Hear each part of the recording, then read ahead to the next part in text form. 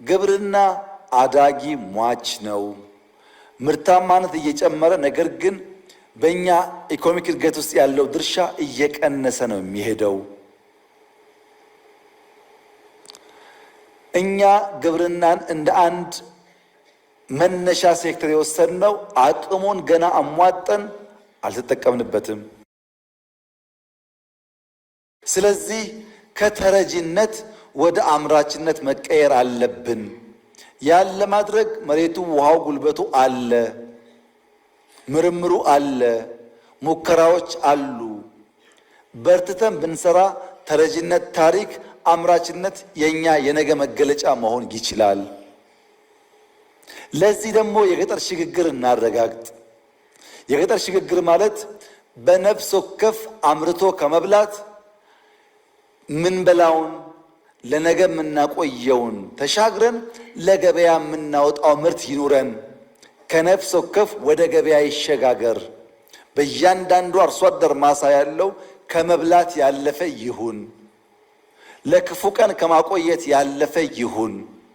ለገበያ የምናውለውን ያክል እናምርት። ያ እንድናደርግ ምርጥ ዘር እንጠቀም፣ ማዳበሪያ እንጠቀም፣ ኤክስቴንሽን ሙያተኛ እንጠቀም፣ ኩታ ገጠም እናድርግ፣ ማሽን እንጠቀም። ፖሲቢሊቲው አለ። ግብርናን ከአንድ ሲንጉለር ከሆነ እሳቤና አሰራር ወደ ብዝሃ ገጠር እንቀይረው። ግብርና ማለት እንስሳትም፣ አሳም፣ የባዮጋዝ ኢነርጂም መልታይ ዳይሜንሽናል አክቲቪቲስ ያሉበት መሆን ይችላል። ግብርና ሲባል በሬና ገበሬ ብቻ አይደለም። ከዛ ያለፈ ሚና እንዲጫወት ማድረግ ይቻላል። የአኗኗር ዘያችንስ ከመበተን ወደ መሰብሰብ፣ ከጭቃ ወደ ጡብ መሸጋገር አለበት።